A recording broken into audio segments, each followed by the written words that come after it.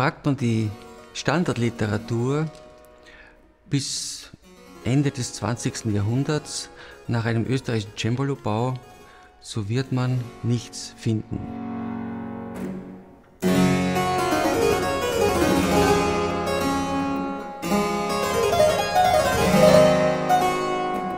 Wir sind sozusagen fast einen Schritt weiter gegangen und nicht nur ein Instrument nachgebaut, sondern versucht, ein Instrument uns neu zu denken.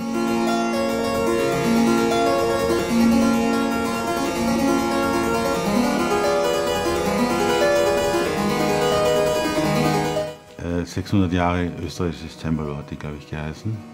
Und da hat diese erste Auseinandersetzung mit diesem Cembalo-Typ begonnen.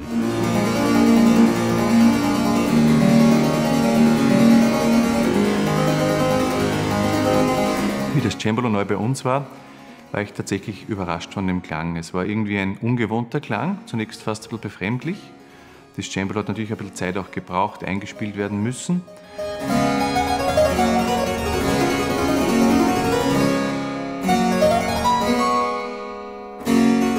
Das typische Repertoire Ende des 17. Jahrhunderts für gerade dieses Cembalo umfasst Werke mehrerer Generationen von Komponisten, die eben alle am Wiener Hof beschäftigt waren.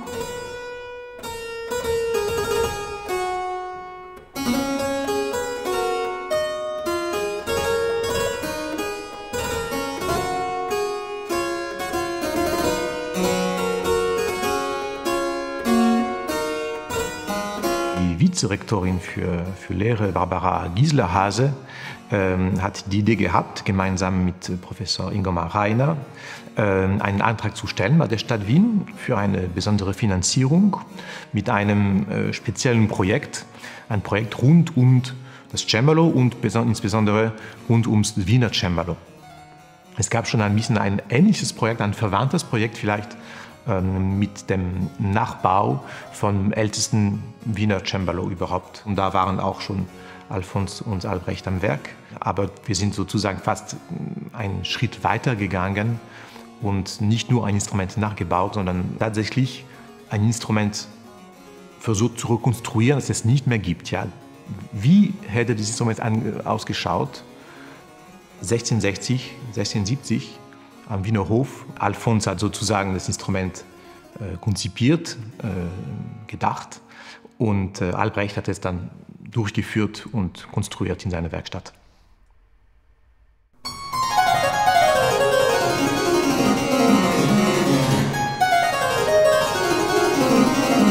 Wir sitzen hier vor einem ganz bemerkenswerten Instrument, das nach derzeitigem Wissensstand das älteste, vermutlich in Wien gebaute Cembalo ist. Gibt es also ein typisch Wiener Cembalo? Ja und nein.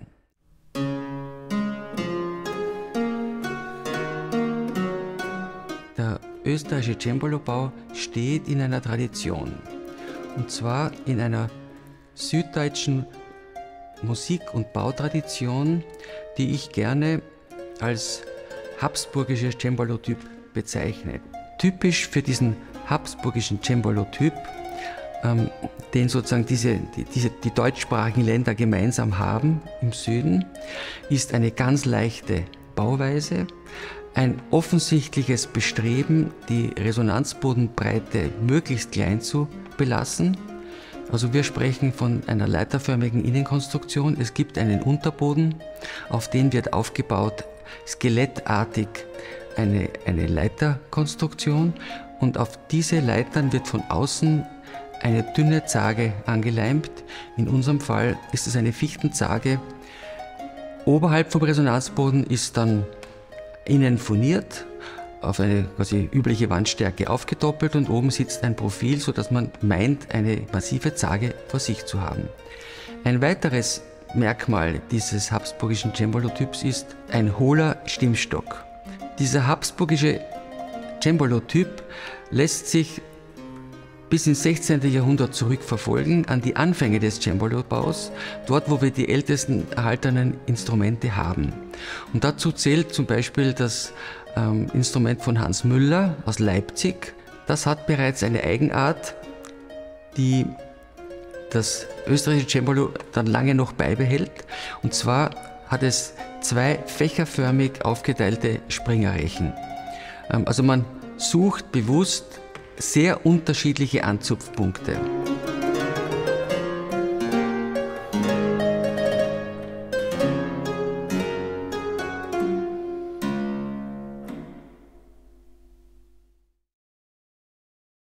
Schaut man unvoreingenommen auf die Klaviatur, sieht man ein normales Cembalo mit kurzer Oktav hinauf bis zum F3. Also eigentlich, wie man es aus Italien schon lange vorher gewohnt ist. Auf den zweiten Blick sieht man, dass einige Tasten geteilt sind. Und dieses Klaviaturbild ist auch schon lang bekannt als kurze gebrochene Oktav. Was auf den ersten Blick als Klaviaturbacken aussieht, nämlich der Ton G3 und alles, was unterhalb vom C ist, sind auf dieser Klaviatur auch Tasten. Die Klaviaturbacke links ist dreifach geteilt und die Taste C ist auch geteilt, zweifach geteilt und hat vorne das C und hinten das H. Die vermeintliche Klaviaturbacke von hinten nach vorn ist B, A, G und auch das ist schon ein Standardumfang. Und dann haben wir, wenn man genau hinschaut, eine Klaviaturbacke ganz links, die ist aber auch noch ein Ton und das ist das F.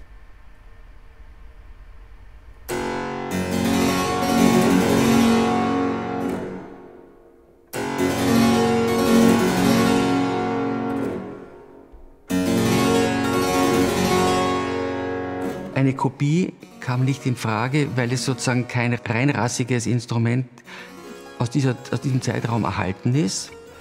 Die Instrumente von Zeiss waren sozusagen wichtige Ideengeber, was die Mensurentwicklung betrifft, weil ja ein Klaviorganum den Zusammenhang zwischen Stimmton, Höhe und Saitenmensuren vorgibt. Aber konstruktiv waren es drei Instrumente, die für dieses Projekt Pate gestanden sind, was die Korpuskonstruktion betrifft. Das eine ist das hier befindliche HN 1696. Das zweite steht in Tolmezzo im Kania Museum. Es ist nicht datiert und nicht signiert. Und ein Schwesterninstrument, das also mit größter Wahrscheinlichkeit aus der gleichen Werkstatt wie das Tolmezzo-Instrument stammt, steht in Nürnberg. Das ist mit der Inventarnummer Mine 99, auch nicht signiert und nicht datiert, das allerdings jetzt in einen Hammerflügel umgebaut wurde und auch abgeschnitten ist. Trotzdem haben wir von dort sehr wichtige Details uns abschauen können.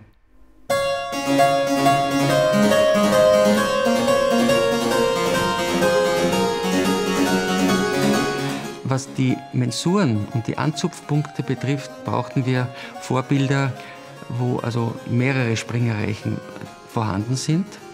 Und da ist ein ganz wichtiges Instrument, das sich heute im Bayerischen Nationalmuseum befindet. Das hat 5 Springereien. Die anderen, an denen wir uns orientiert haben, haben 3 Springereien. Also einen sehr weit vorne liegenden. Heute würden wir das als Nasat bezeichnen. In den historischen Quellen wurde es wahrscheinlich als Kornett bezeichnet.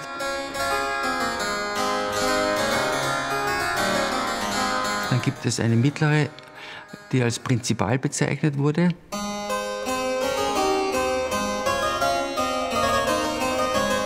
Und eine ziemlich weit nach hinten reichende Springerei, wofür wir eigentlich keine gesicherte Bezeichnung haben. Wir haben das als Flöte bezeichnet oder als Secondo, wie es die Italiener sagen würden.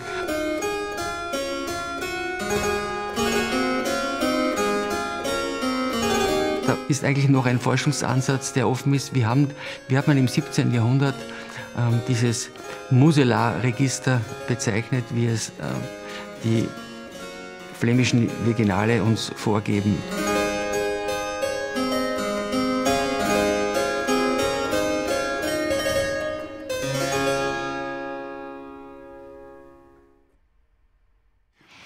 Gab es 1996 eine Tagung. Ja, 600 Jahre österreichisches Cembalo hat die, glaube ich, geheißen. Und da hat diese erste Auseinandersetzung mit diesem Cembalo-Typ begonnen, nicht? Schon damals. Und diese Kopie steht im Museum jetzt. Das habe ich damals mit dem Alfons Huber zusammen gemacht. Und wir haben schon sehr viele Instrumente zusammen gebaut, deswegen war ich auch irgendwie, glaube ich, ja, für ihn der Wunschbauer, nicht? Die Kiele sind Rabenkiele, chinesische Raben mussten herhalten. Ich hätte natürlich gerne österreichische Raben gehabt, aber da hätte ich in den Zoo gehen müssen, klauen müssen. Verfladern. Also wirklich ein Problem war das Aufleimen der Hohlwand, die sich enorm nach innen gezogen hat. Weil das Fichtenholz kann man nicht vorbiegen. Ja? Ich habe das zwar lange gebogen, mit Wärme und so weiter eingespannt gehabt, aber das aufgemacht und bing, was ich da Fichte lässt. Die Fichte ist ein unbeugsamer Geselle. Wirklich. Wenn man jetzt einen Pseudo-Prototyp baut, ja, denkt man natürlich über bestimmte Sachen zu spät nach. Nicht? Zum Beispiel war die hintere Springerei, ja, das war sehr knapp also da war der Untergriff der Mechanik war zu gering. Ja. Und ich habe das dann irgendwie geschafft, aber es war alles sehr, sehr knapp. Also es gab schon sehr schwierige Aufgaben. Das eine war die schrägen Züge zum Beispiel, nicht Registerzüge. Das zu bohren und sich auszudenken. Alfons hat gemeint, ich soll sie gerade machen, nicht? Aber ich habe sie dann schräg gemacht, nicht? Es bietet viele Möglichkeiten, die andere Cembali nicht haben, nicht? Die unterschiedlichen Anzupfpunkte, nicht? Also wenn man das zusammenrechnet, kann man, glaube ich, 12 verschiedene Klangkonstellationen erzeugen mit dem Instrument, nicht? Das ist wie eine kleine, nicht Orgel, kann man nicht sagen, aber es ist, glaube ich, die Zeit hat das auch geliebt vielleicht, die Möglichkeit, verschiedenartige Effekte. Es gab sicher nicht sehr viele davon, glaube ich. Das war für reiche Leute und der Aufwand ist größer, als wenn man ein einfaches Italienisches baut. Man versucht all sein Wissen und Können anzuwenden beim Bau, aber natürlich das Ergebnis ist erst am Schluss sichtbar, nicht? Wenn alles schon zusammengebaut ist und so weiter und die Seiten drauf und dann irgendein Kiel zupft. Und nicht einmal dann ist noch das Ergebnis da, es entwickelt sich ja auch erst, nicht? Ich glaube, die Lehrer, die jetzt tätig sind, nicht, die sind ja viel mehr interessiert an diesen Sachen, nicht? Und es gibt auch viele, die das auch interessiert, nicht? Gerade in Wien, nicht? Das Problem ist natürlich, wenn du jetzt ein Jahr an etwas arbeitest, oder länger sogar, ja, da verschwindet auf eine gewisse Weise die Begeisterung, ja? Also jetzt nicht in dem Sinn, dass sie nicht potenziell da ist, ja? Für mich war natürlich dann das zu hören auch. Also eine Vielfalt verschiedenster Emotionen. Natürlich am schön war es dann, wie gespielt wurde. Da war dann plötzlich ja so sehr schön für mich, das zu hören. Weil das ist ja das, wofür man es baut, nicht? Dass es dann hörbar wird.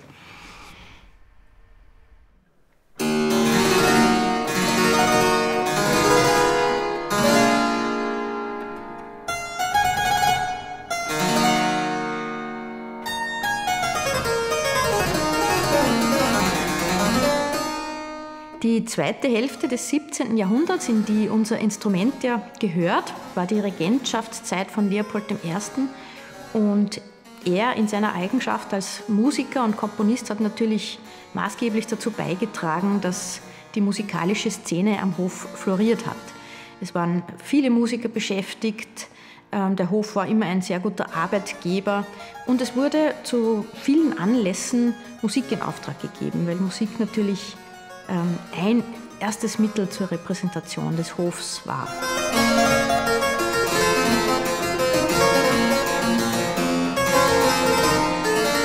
So waren es viele arrivierte Musiker, die natürlich auch einen Beitrag zur Tastenmusik geliefert haben.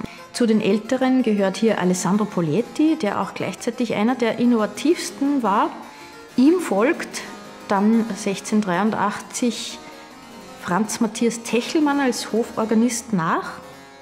Techelmann hat uns 2 große Suiten für Tasteninstrument hinterlassen. Zur Generation von Poletti gehört auch Johann Caspar Kerl, einer der musikalischen Kosmopoliten seiner Zeit. Ferdinand Tobias Richter folgt Kerl nach als Hoforganist. Der war einer jener Komponisten, die auch zahlreiche Bühnenwerke für diverse Anlässe schrieben. Er hat aber auch eine Reihe von Klaviersuiten geschrieben, die ganz gut zeigen, wo der Wiener Klavierstil im ausgehenden 17. Jahrhundert zu verorten ist. Das sind zum einen die virtuosen Kopfsätze, Toccata oder Toccatina, die fast improvisierend wirken, im Stylus Fantasticus. Dann polyphone Sätze wie Capriccio oder Canzona und dann die üblichen Suitensätze Allemande courante, chic, die im französischen Clavecin-Stil geschrieben sind.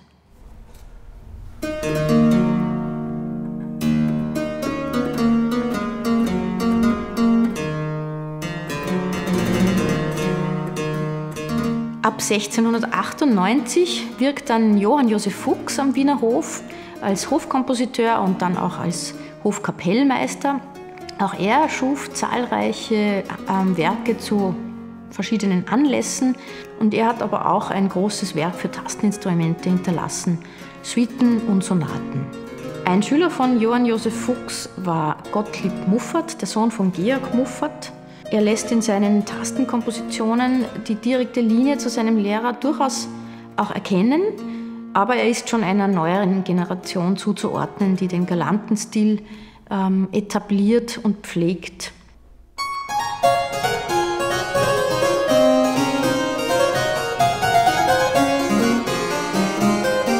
Wie das Cembalo neu bei uns war ich tatsächlich überrascht von dem Klang. Es war irgendwie ein ungewohnter Klang, zunächst fast ein bisschen befremdlich. Das Cembalo hat natürlich ein bisschen Zeit auch gebraucht, eingespielt werden müssen.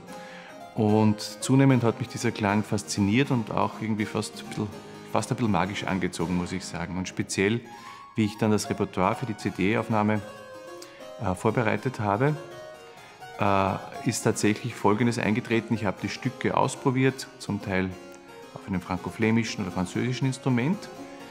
Und teilweise sind die Stücke, speziell jene von Poglietti, ganz dünn vom Satz her, mit viel Freiheiten. Und das klingt auf manchen Cembalo-Liedern relativ mager fast, würde ich sagen. Und als ich dann zum Wiener Cembalo gekommen bin und die Stücke nochmal probiert habe, ist diese Musik plötzlich aufgegangen.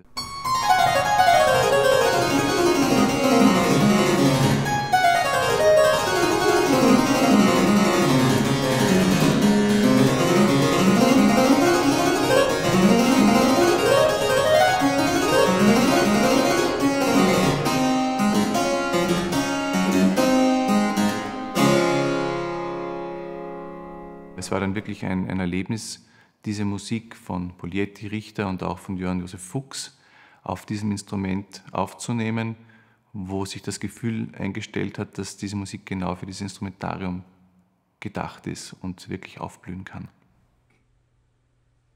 Die Wiener Bassoktav ist vor allem bei Ferdinand Tobias Richter und auch bei Alessandro Poglietti immer wieder sichtbar, dass davon ausgegangen wird, dass man es eben zur Verfügung hat, erstens mal die tiefen Töne in der Kontraoktav, zum anderen auch Griffe, die in der üblichen Oktav, auch in der kurzen Oktav, nicht zu bewerkstelligen sind.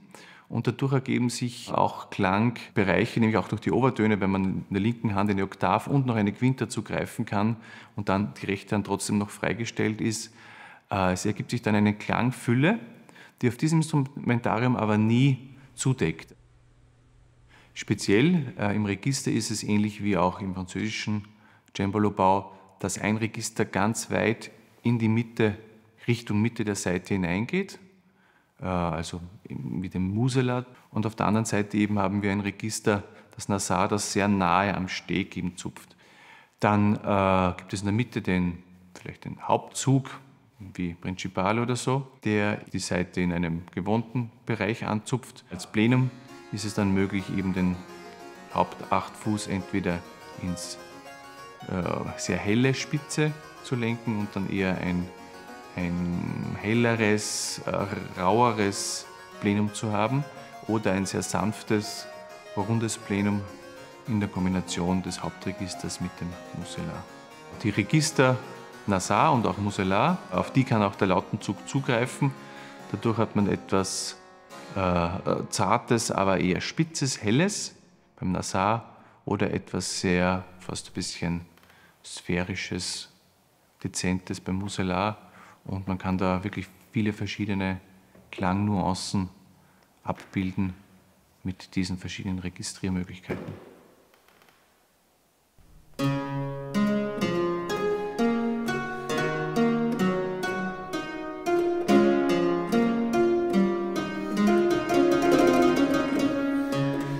Also man kann sagen, vom äußeren Erscheinungsbild und auch in allen Details, es sind hier keine Schrauben verwendet worden. Es ist also eigentlich völlig lege artis. Auch die Springer sind vom Cembalobauer handgefertigt. Er hat sich eigene Bohrvorrichtungen gebaut, um die Springer von diesem Cembalo zu rekonstruieren. Und hier kann ich nur die Besitzer fragen, wie es sich denn spielt, ob die Spieler und Spielerinnen mit dem Instrument zufrieden sind, was für ein Feedback von da kommt.